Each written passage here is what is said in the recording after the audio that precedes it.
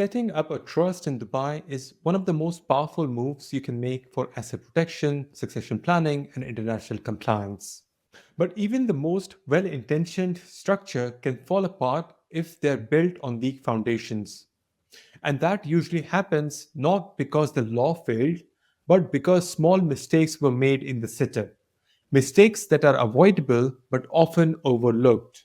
In this video, I'll walk you through the 7 most common mistakes people make when setting up a Dubai trust and how you can avoid each one. Before we start, my name is Shiraz Baid and I'm the founder at Lepidus Wealth, where we help clients and families protect their assets using a range of tools including trust, foundations, wills, and offshore structures. So if you own a business or real estate, don't wait until a legal or health crisis to start thinking about protecting what you have built.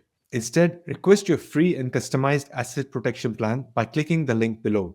You can then implement it step by step as your journey progresses.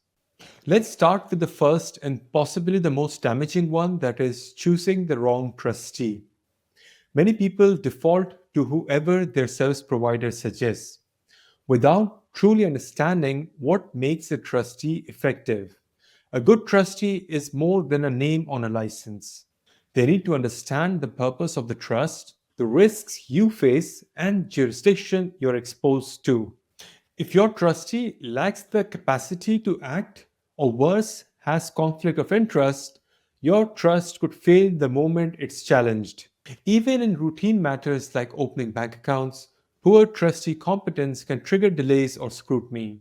It's worth investing time to evaluate their track record, responsiveness, and willingness to engage actively. Ideally, they should have experience in international compliance and practical insights into cross border enforcement, especially if your assets are held in multiple countries. Now, let's discuss the second mistake, that is unclear or inconsistent trust purpose. A trust isn't just a vault, it's a legal relationship, and that relationship needs to be clearly documented. If the letter of wishes, the trust deed, and the settler's intent aren't aligned, you are creating ambiguity that courts or regulators can exploit later on. I've seen structures where the client wanted asset protection, but the documents only mentioned succession, or vice versa. That mismatch can jeopardize the entire structure. In some cases, beneficiaries may misinterpret the founder's wishes and create disputes internally. Clarity here not only protects the assets, it preserves relationships. A good practice is to revisit the trust purpose each time you update your estate or business succession strategy, especially after a liquidity event or relocation. The third mistake is trying to cut corners by using nominee arrangements instead of a formal trust. This often happens when someone wants to maintain control or save on cost, especially when layering with offshore companies. But nominee structures don't carry the same legal strength or recognition as a properly registered trust under the DIFC law. And in many jurisdictions, nominee setups are seen as red flag. Or worse, it's seen as deceptive. If your goal is true protection and long term resilience, shortcuts like these are not the way to go. Regulators have become much more vigilant, and banking institutions are less tolerant of anything that is suspicious. Moreover, in the event of litigation or bankruptcy, nominee relationships are much easier to unravel, often leaving underlying assets exposed to creditors or legal claims. Now, the next mistake that I see far too often is failing to integrate the trust with your banking strategy. You have created a solid structure, appointed trustees, drafted the documents, but then the bank doesn't accept the trust as a client. Or worse, that they accept it initially but later froze the accounts due to KYC issues. This disconnect usually happens when people assume that forming a trust guarantees banking access. Well, it doesn't. Banks have their own due diligence criteria. If your structure isn't explained correctly, or if the trustee isn't prepared to engage with the banks properly, you will run into serious problems down the line.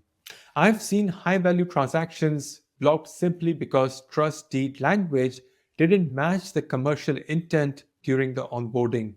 It's essential to engage early with banking partners, ideally before the trust is finalized, to make sure the setup will pass compliance and the risk thresholds.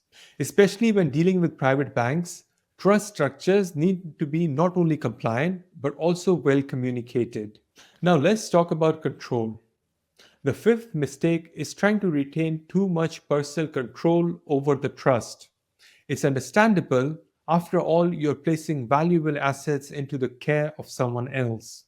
But if you overdo it, if you try to act as the trustee behind the scenes or include too many reserved powers, you risk piercing the very protective system that the trust is actually supposed to provide. A well drafted trust can include checks and balances. But if the lines between control and ownership becomes blurry, courts and tax authorities may ignore the trust altogether.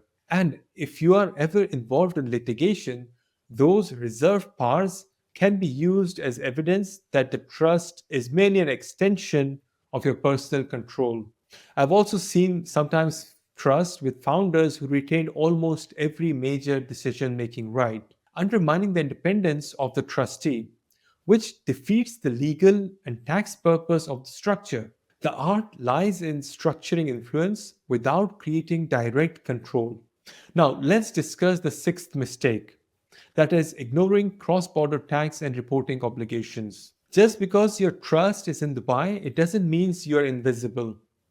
If you or your beneficiaries are tax residents in other countries, especially CRS participating jurisdictions, there are reporting duties to be aware of.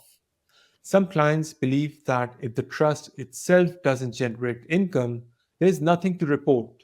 And well, that's a misconception. Many countries require disclosure of trust interest even if no income is received.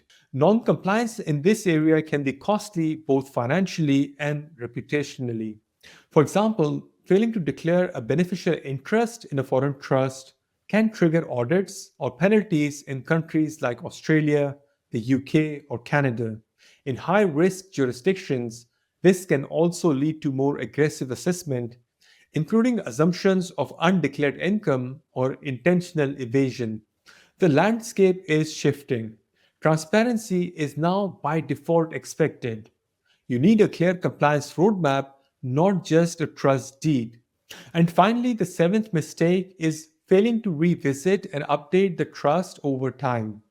Your life will change, your business will evolve, regulations will shift. A trust that worked 5 years ago may no longer suit your needs today. But many people treat trust like a one time project. They sign the documents, store them in a drawer, and never review them again. And that's risky. Ideally, your trust should be reviewed at least annually, especially if you're adding beneficiaries, changing banks, acquiring assets in new countries, or facing legal exposure. Even something as simple as change of residency can trigger the need for an update. I often recommend scheduling an annual review alongside year end financial planning. Think of your trust not as a document but as a living structure, one that needs active attention and real world alignment. Regular updates ensure that your structure remains robust in the face of change, whether regulatory, personal, or geopolitical. Each of these mistakes, from poor trustee selection to ignoring tax obligations, has the potential to unravel the structure that was meant to protect you. But with the right advice, active maintenance, and careful execution, they're all avoidable mistakes.